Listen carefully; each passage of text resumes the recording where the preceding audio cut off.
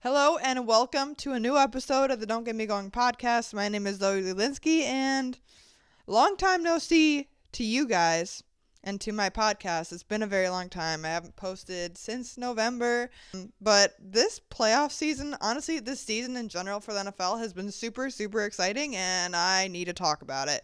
To start off, Keenan Allen was the answer for the mystery player mentioned last episode. I think that was pretty easy.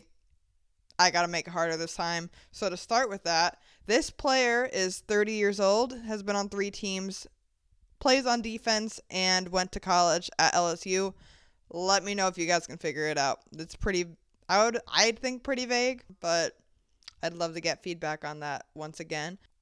To start out, just how exciting the season is, especially as a Bears fan, going to the playoffs, clinching a playoff spot already, guys. I should be repping some Bears merch right now. I mean, I can't believe it. I mean, I'm going to get more into it a little later, but the expectations for the season were not high.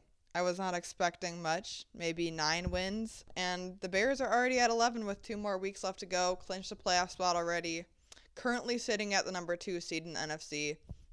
That's pretty impressive in my opinion, but to start off, the amount of games that you can call game of the year this season is insane, and I think this might actually be one of the best seasons of football in NFL history. Obviously, I'm only 21. There's lots of football seasons I haven't seen, but just to name off the top of my head a couple of the games that I can remember, there's the Giants-Broncos from, mid-season, when the Broncos came back and scored 33 unanswered points against the Giants. You got the Bears and Bengals, which they scored at least over 80 points combined in that game with a major walk-off touchdown for the Bears with Colston Loveland. That was Colston Loveland's wake-up game, too. I mean, since then, he's been lights out. One of the better offensive rookies in the league since then. You got the Rams-Seahawks game. Mind you, these next 3 are just going to be from this past weekend, Week 16. You got the Rams and Seahawks, which is game of the year. I mean, the crazy twists in that game were insane. Then you got the Bears versus Packers, where I'll say that was a pretty low-scoring game for literally the first 50 minutes of the game. I think the last 10 were maybe the more interesting ones. The Bears were down by 10 with 2.5 minutes left in the game, kicked a field goal, got an onside kick, got a touchdown, then went to overtime. Packers got it first, fumbled, Bears got it, had a walk-off touchdown again to DJ. Those were the 2, and then Lions-Steelers the next day.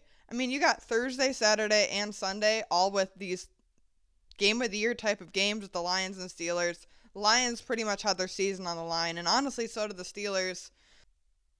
I don't really see how people were that confused with the call. I mean, everyone knows that offensive pass interference negates anything that happened. I see why it could maybe be confusing for people at the game, but anyone else, I mean, offensive pass interference. It was obviously pass interference on Amon-Ra St. Brown, but I mean that play, the fact that that was a touchdown, if it wasn't, really insane. And then to end it with the Bills and Ravens, I think from week 1, those are literally just the ones off the top of my head. The Cowboys have had some pretty high scoring games as well. The fact that I can name those ones just immediately, and there's probably more than I'm forgetting, is just like insane. And then this weekend alone, like I mentioned, having 3 separate games that I could call game of the year might be the best, even more so than this season in general, the best weekend of football in NFL history. And then you got college football playoffs going on right now too, which has been pretty entertaining.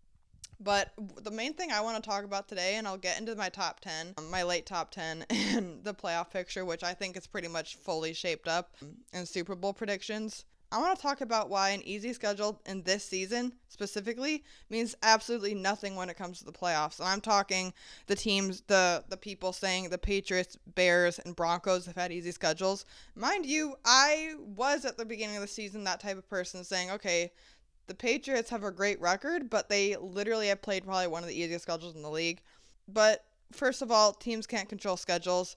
And I'm going to eat my words there. The Bears, Bills, and Broncos are 3 of the better teams in the league this season, which, I mean, looking at the playoff picture in general, I don't think anyone really could have predicted the outcome of these games. But first of all, every team has lost to someone this year. I mean, when you look specifically at the Rams, they lost to the Panthers, and I'm not saying the Panthers are bad, but when you're talking about the Rams, they are Super Bowl favorites right now. And the Panthers are one of the most inconsistent teams in the league, losing to the teams like the Saints and then beating teams like the Packers and the Rams, like I just mentioned.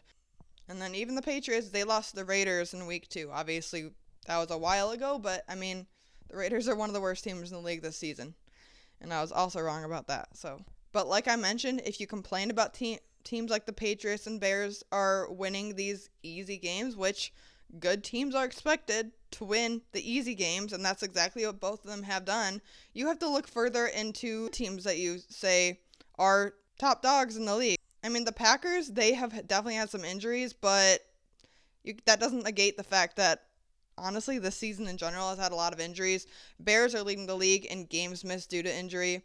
When you look at the Packers, they've lost to teams like the Eagles, the Broncos, Panthers, and the Bears. Probably the 4 hardest teams they played this season when you look at the record of these teams. And then they beat the Lions, who honestly are 500 this year, not as impressive as they were previously. The Packers beat the Lions, who are not at all the same team they were when they were 15-2 last year, losing, honestly, both their play callers and Aaron Glenn and Ben Johnson did have an impact on them. But they beat the Bears and Lions and Steelers. But when you're looking at that, and the majority of the teams they lost to are these top 10, top 5 teams in the league, and they didn't beat any of them, and they're beating the more average-looking teams that have good records, you have to have the same attitude with the Packers as you do for teams like the Bears and Patriots who are beating the good teams.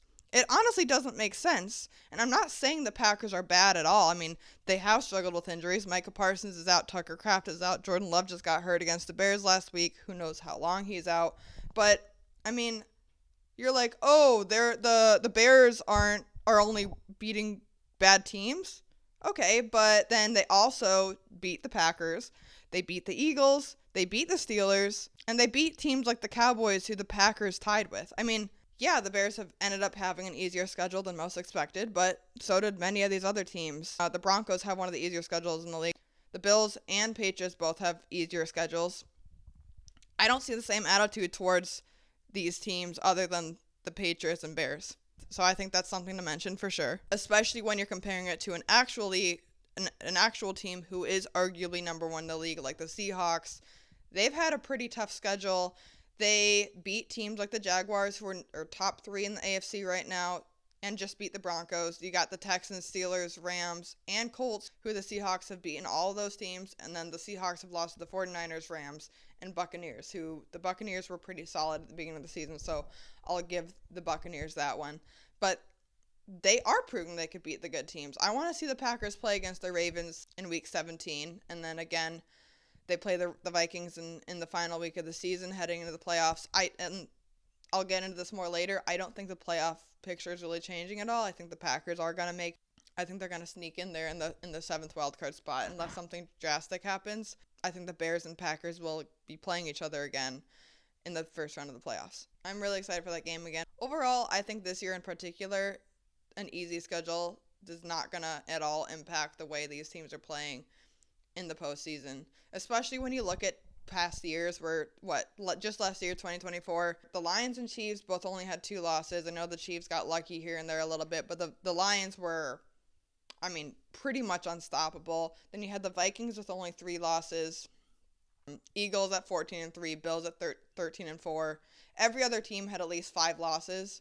So there were definitely front runners in the playoffs. I remember the past few years, every year you're like, okay, you got the Chiefs, Eagles, and Bills. Those are 3 easy teams that you think could easily make the Super Bowl and are front runners to make the Super Bowl. Even the Lions last year, like I mentioned, 2023, the best record was 13-4 with the Ravens. The strength of all these teams in general, while they're showing that they can lose to anyone, they can also beat anyone. And there's a lot of teams that are all on the same level. I think that's something to put out there as well.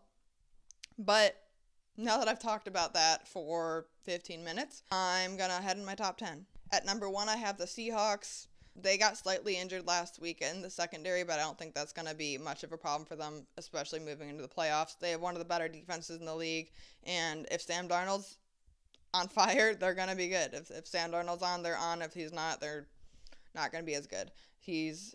I think that team overall relies on Sam Darnold at the quarterback spot.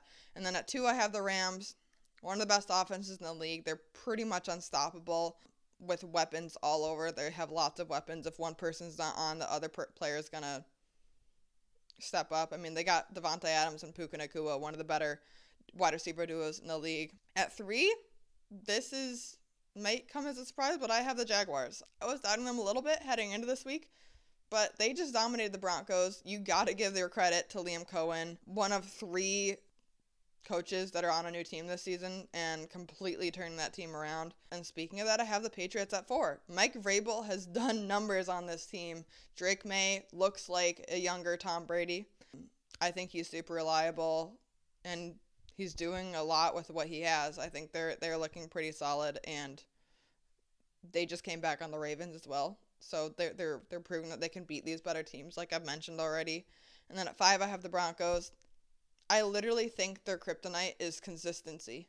Like, their defense is top notch, but if Bo Nix can't play consistently every single week, they might struggle a little bit, or even just consistently in each game. And you saw that in the Giants-Broncos game earlier this season, and you've seen that throughout their other games. At 6, I have the 49ers. They have not punted the ball since November.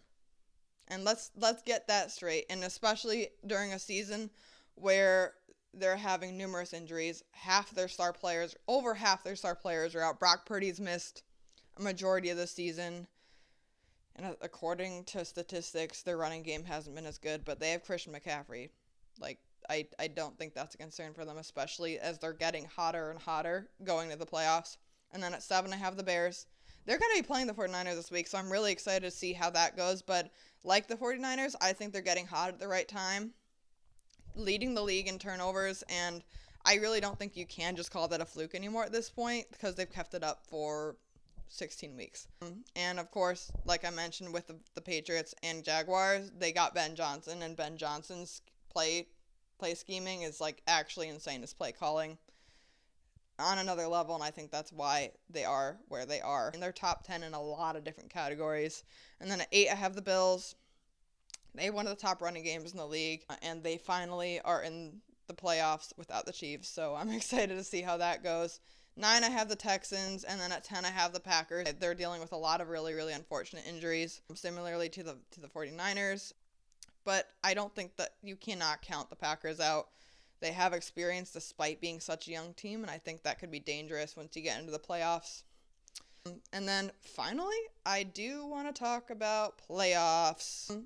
In the AFC, there's 6 teams that have clinched a playoff spot. The 2 teams that are still waiting to clinch are the Texans and Steelers. And there's 2 more weeks left. I think it's a pretty slim chance that anything changes in either conference.